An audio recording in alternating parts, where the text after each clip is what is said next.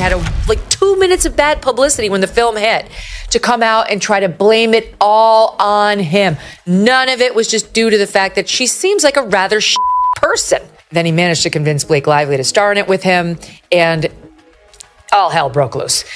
She claims he's her, and then by the time they premiered the movie, they weren't even speaking to each other. She made him stay in the basement. So normal people at home who don't care about this woman at all are looking at her like, I don't like her.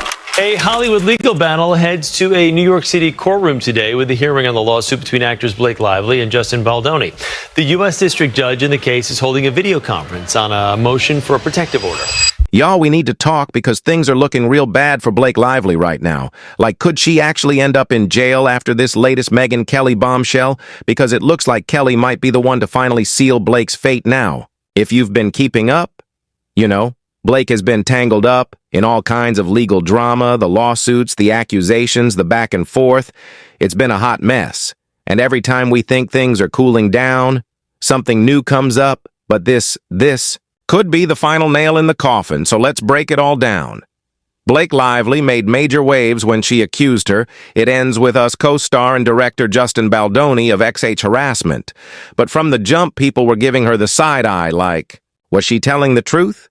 Or was there something more going on? Then came the twist. Justin Baldoni hit back with a countersuit, claiming Blake lied and even manipulated the situation to take over the movie. Now, this is where things get really shady. So despite Blake Lively's serious accusations against Justin Baldoni, a Hollywood intimacy coordinator is out here saying, wait a minute.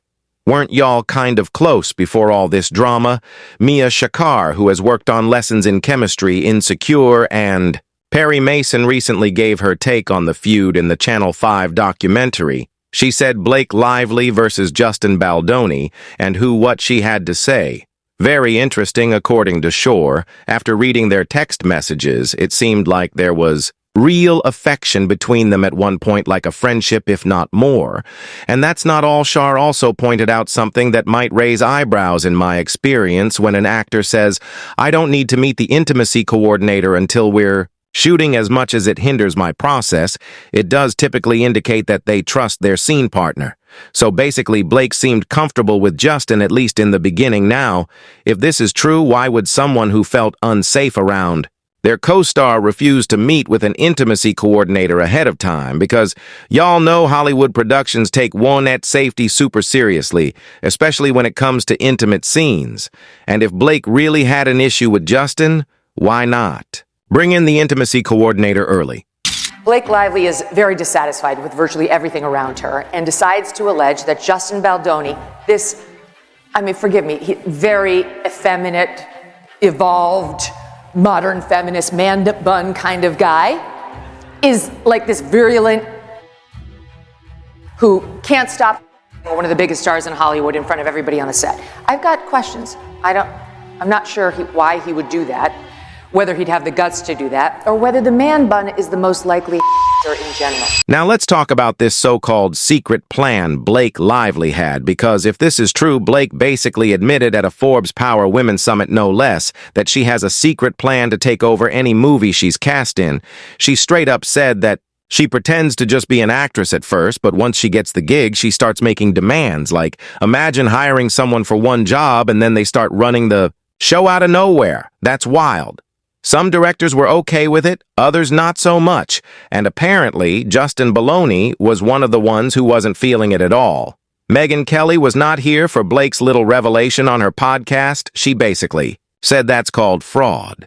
And honestly, she might have a point if Blake was getting hired as an actress, but secretly planned to take over the entire production. That's not ambition, that's deception. So she's a serial fraudster.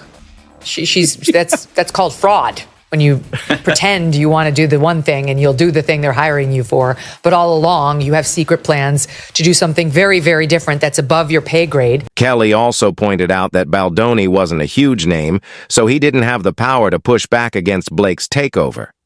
Meanwhile, she allegedly bullied him into letting her make her own version of the movie. Yep, 2 versions of it ends with us. Exist, and guess what? Baldwin's version actually tested better with audiences, but Blake's version is the one that got released. how allegedly through threats, according to Bond's lawsuit, Blake threatened to pull a Taylor Swift song from the trailer, because she apparently had that power, and also boycott the press tour, which would have tanked the film's promo like what? She started to rewrite scenes that nobody had asked her to rewrite. What? That's just wild to me. Now this is where things go from messy to downright delusional, because instead of taking accountability, Blake allegedly tried to blame Baldoni for her PR nightmare.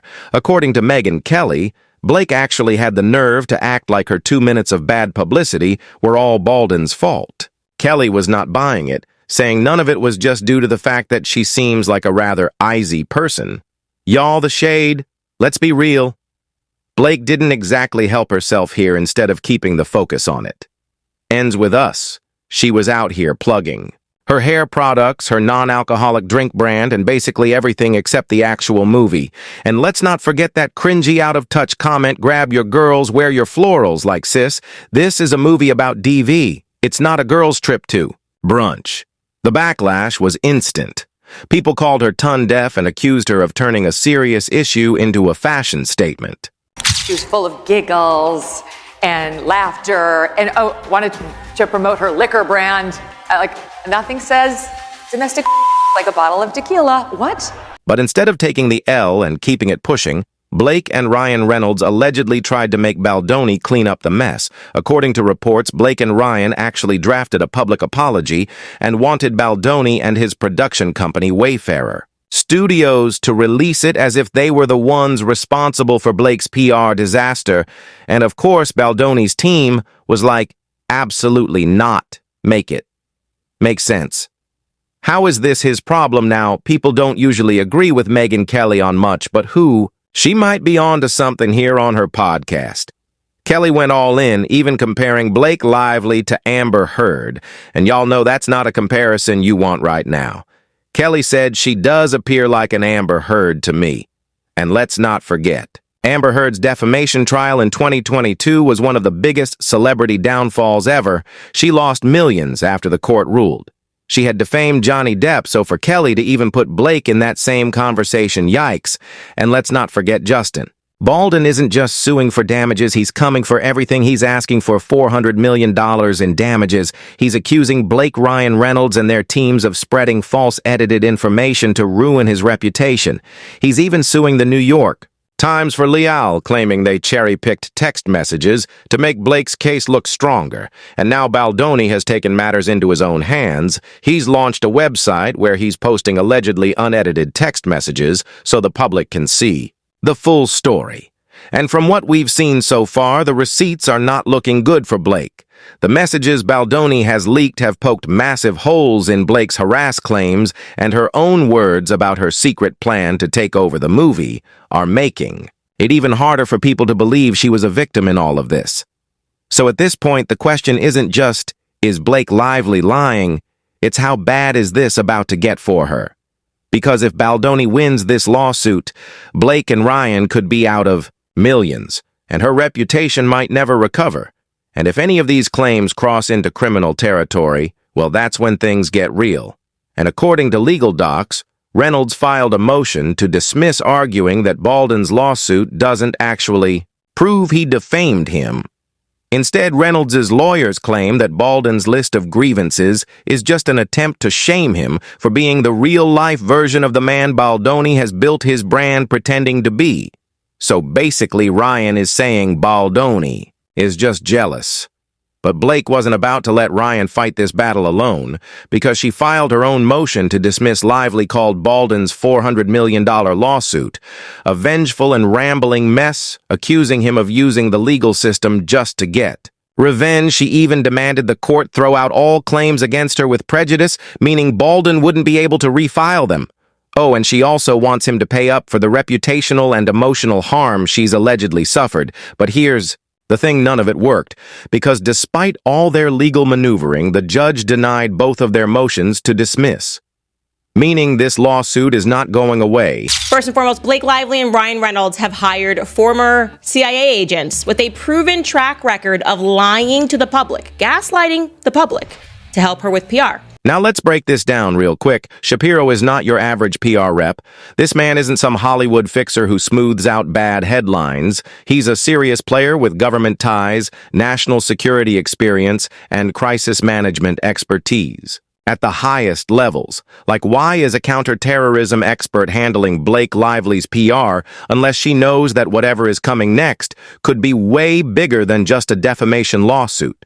And let's not forget, Shapiro also worked as Obama's national security spokesperson. So not only does he have serious IOU's connections, but he knows exactly how to craft narratives, control media perception, and if necessary, make problems disappear. And Page 6 just confirmed that Blake's legal team, Wilkie Farr, and Gallagher brought him in specifically to handle legal communications for her ex and retaliation lawsuit in the Southern District of New York. So yeah, this is no longer just about public image. This is about protecting Blake at all costs. If Blake Lively was truly innocent, would she need a literal ex-CIA agent to control the fallout because hiring Nick Shapiro isn't just a PR move, it's a power move?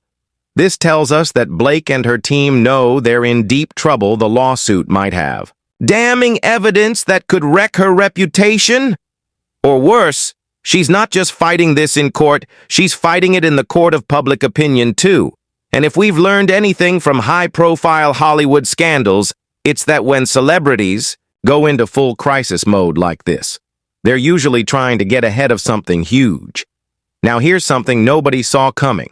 Right-wing influence. It is Blake Lively and Justin Baldoni Day. Finally. I've been teasing that all week. And let me just say to all of the women out there that are watching, no matter what you do in life, you never, ever, ever go full Amber Heard. Her YouTube videos and TikToks on the topic have racked up over 130 million views.